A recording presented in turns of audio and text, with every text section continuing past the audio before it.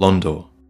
They call it the Hollow Realm, and it has links to a primordial serpent, to New Londo, to Velka, the goddess of sin, and to the most intriguing, hard-to-get ending of Dark Souls 3. It's a hugely significant location from a lore point of view, and I'm confident that this is where the DLC will be based. Make Londor whole. Let me paint a picture of Londor for you. Londor is a society of undead, comprised of corpses and shades who have led unsavory lives. As such, these hollows are deeply detested and hated, which is nothing new for Hollowkind, really. It's even been recorded that sometimes a hollow will use a purging stone to remove the physical effects of the undead curse, temporarily reversing their hollowing, and occasionally a hollow will even fool himself into thinking he's no longer cursed and will turn on his own kind. Which reminds me of what Hodrick says down here. This pit is for hollows, not for the likes of you sane folk. Or perhaps you are a hollow, posing as otherwise? And I tell you these things because even though the Hollows of Londor are hated, even though they sometimes fight amongst themselves, they still remain a truly unique example of hollows forming a society, and that is interesting. Because undead are a powerful force if they have a purpose. We see that in the Undead Legion who fought the Abyss, and we see that in every protagonist from a Dark Souls game, really. So it begs the question, what are the undying Hollows of Londor fighting for, and what are they bound by? The Age of Fire was founded by the old gods, sustained by the linking of the fire. But the gods are no more, and the all-powerful fire deserveth a new heir. Our Lord of Hollows, it shall be, who weareth the true face of mankind. This is Uriah, seeker of the Lord of Hollows and one of the three maidens who founded the Sable Church of Londor. The Sable Church translates to the Black Church, and its towers are said to resemble the 8 jagged branches of the Morian blade. The church is said to offer salvation to hollows, which must be a pretty attractive tagline for cursed individuals. I'd wager that if I was cursed with undeath, then I'd be pretty open to a little bit of faith to keep me from hollowing. So it's very clearly implied that the Sable Church is what keeps the Hollows of Londor grounded. This faith is not an oath taken lightly, however, because those who fuck up are exiled, and they're given the words to the Atonement Miracle. Hollows who recite this miracle think that they're reciting words of forgiveness, but in reality, the Atonement Miracle makes you attract more attention from foes and increases enemy aggro range. That's a pretty evil punishment. Not only are you exiled, you're exiled and you have death following you everywhere. The three maidens who founded the Sable Church, they cut an imposing figure. All three are highly skilled fencers, so skilled in fact that they were able to found the Sable Church between just the three of them. The third eldest daughter is named Lillian, a woman who seems to have contributed a lot of the theology behind the church. She was the first to speak the words of the Londor Braille Divine Tome, and is also said to recount tales that portray the suffering and conflict of hollows. Lillian is not featured in-game, not yet anyway. The second eldest is Uriah, and if Lillian was the speaker, then Uriah would be the swordswoman, as she is said to have claimed 100 lives with her weapon, Darkdrift. This legendary cursed sword with an unseen blade that penetrates straight through shields. Nothing can defend from Darkdrift. And the eldest, the firstborn daughter, she's not been named, but we know that she exists because these three daughters founded the church, and the only others in this equation that go without names, well, they're the mother and the father of the three daughters, and surely these parents are important, right? Because why else would there be three founders that are referenced as daughters, with mentions to their order of birth. So the only reason I can think of that they would do this is that the parents are important. And I think I know who the mother might be, but that speculation will wait till the end of the video. At any rate, these 3 daughters are described as maidens of a primordial serpent, and when we murder 𝐎𝐵, we figure out who this serpent is. God, I have failed thee. Greetings, undead warrior. I am the primordial serpent, Darkstalker 𝐴𝐵. I can guide thee and illuminate the truth. Your ancestor claimed the dark soul and waited for fire to subside, and soon the flames did fade, and only dark remained. Thus began the Age of Men, the Age of Dark. However, Lord Gwyn trembled at the dark, clinging to his Age of Fire, and in dire fear of humans, and the Dark Lord who would one day be born amongst them. Lord Gwyn resisted the course of nature by sacrificing himself to link the fire, and commanding his children to shepherd the humans. Gwyn has blurred your past to prevent the birth of the Dark Lord. I am the primordial serpent. I seek to right the wrongs of the past, to discover our true Lord. The primordial serpent of Dark Souls 1, who corrupted the 4 kings, who polluted the kingdom of Ulasil with the Abyss, is back, and now, through 𝐎𝐵, through the Sable Church of Londor, the pilgrims, 𝐎𝐵, continues to seek a ruler of men. They failed me, every last one of them. They were strong, but saw not the truth. I am certain that you will prove different. 𝐴𝐵 and the Sable Church are watching events in Lothric very closely, because the world is on the precipice of the linking of the fire, and the Sable Church are determined to influence that event. Hundreds of Londor pilgrims are sent towards the highest towers of Lothric Castle. So many of them have died on the way here, and they're presumably coming here because the Lothric bloodline is obsessed with creating a worthy heir to link the fire, and that's the event that Londor want to influence. However, they're kind of out of luck, because Lothric refused to link the fire, and you, the unkindled who the linking of the fire passed down to, by some twist of fate, met with 𝐎𝐿, a pilgrim who had all but given up. You have attained ample strength. All will soon be clear, my good lord. Thanks to thee, 𝐎𝐿's soul is redeemed. Allow me to express my gratitude in his stead. When we meet with 𝐎𝐵, she frequently mentions how she's keeping an eye on all of those who could potentially be a Lord of Hollows. 𝐴𝐵 is one, 𝐴nri another, but she believes that you are the true Lord of Hollows and compels you to strike down 𝐴𝐵 before he becomes a threat, and to claim 𝐴nri's dark sigils in this ritual within the Dark Moon tomb. If you betray 𝐎𝐵, you don't do her quest in time, or you straight up attack her, then the Pale Shade of Londor will hunt you down.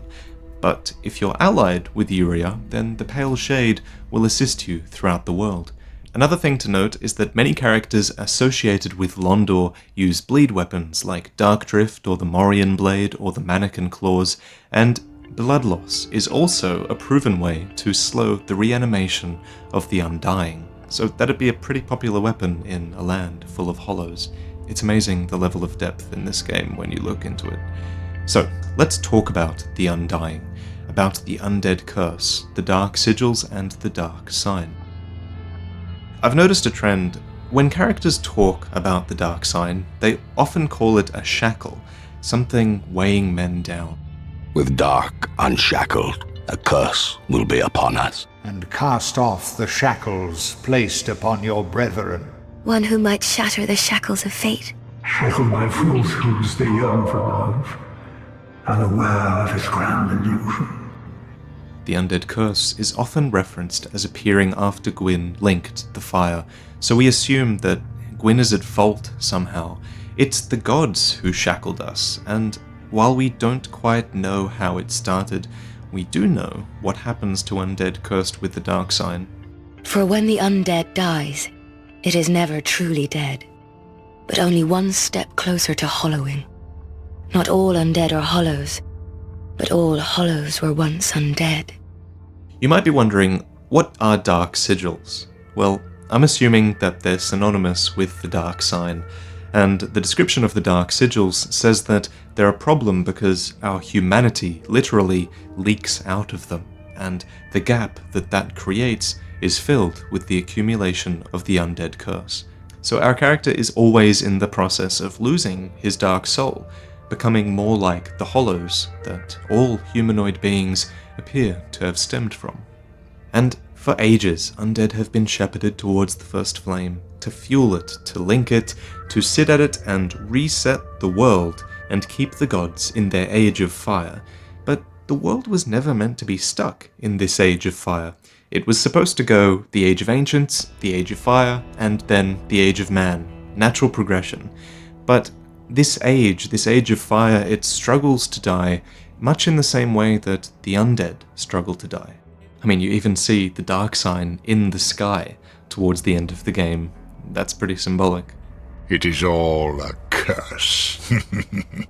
And it is your cursed flesh that will inherit the flame. Undead are literally burned as fuel for the bonfires that perpetuate this age, and I had a realization. I finally understand that this is what we see in the opening cutscene. We see the soul of Cinder burning an undead to ash, assumedly to be buried in the untended graves, which, remember, are not far at all from the kiln. And then we arise from this undead ash as unkindled, not just undead, unkindled. In Miyazaki's words, unkindled are undead who failed to link the fire and were burnt to ash. They exist to inherit the past and put an end to this cumulative tale. So, the unkindled is special. We're not just cinder, we're not just the corpse of an undead, we're both. We're something new. A new species, for lack of a better word, that has a choice. The undead curse no longer has the power over us that it once had. We can choose to fuel the bonfires and burn like charcoal, or we could choose to embrace the undead curse itself. Let's go back to Dark Souls 2, where it actually foreshadows a lot of this happening. Vendrick, a past Lord of Light and a Lord of Mankind who lost himself to the curse, I think he knew that this was the way it would end, or at least he thought it would. With fire, they say, a true king can harness the curse. A lie, but I knew no better. Inherit fire and harness the dark. Such is the calling of a true leader. We are the unkindled who inherited fire. We are the cursed undead who harnesses the dark. We gain levels through the power of the dark sigil, and we even kill other powerful hollows and claim their sigils for our own, so that we can be strong enough to claim the first flame for mankind. And that is a new ending. Our lord and liege, thine heart is fixed upon the linking of the fire. But, brave usurper, I prithee, when the moment cometh to link the fire, wrest it from its mantle, so that we hollows in most honest shape of man may have it for our own. You want to know what confused me most in Dark Souls 2? I probably avoided talking about it because it didn't make sense, and I couldn't make an episode on something that didn't really make much sense, so the Prepare to Cry episode for Nashandra is missing, because I could not figure out her motives at the time, but now I think I get it. So, she was the fragment of the abyss that usurped the Age of Fire from her Lord of Light, Vendrick. And after this, 𝐕𝐸𝐿𝐼𝐼 faded into dark. So you think, great, she won. She got exactly what she wanted, right? The world has plummeted into dark, so surely she'd want to keep it that way, right? Wrong, because she calls us her undead. She guides us. She tells us where to find Vendrick. She tells us where to find the giants. She guides this bearer of the curse all the way to the first flame, and we kill her. That doesn't seem very smart. But she says, "Brave undead, you have proven yourself to me. Now, be one with Victor." And now I think I understand. I think Nishandra needs an undead. I think she needed to wed Vendrick to claim the first flame, but he ran away to the crypt where she couldn't follow him, so she needed a replacement, the bearer of the curse. I think that's why she led us here. If you proceed, Nishandra will come after you, knowing that you will take the throne and link the fire. She covets the first flame and the great soul. In a similar manner, I think, we wed Anri in this bizarre murder ritual and can subsequently claim the first flame like Nishandra wanted to. I always found it strange that a being of dark would want to claim the first flame. I just thought they would want to stop people linking it and let it die, but in Dark Souls 3 we learn that you can usurp it, and we learn that those of Londor are making a real push for that to happen. So Dark Souls 2 aside, in the Lord of Hollows ending of Dark Souls 3, we stifle the first flame within our bodies and collapse.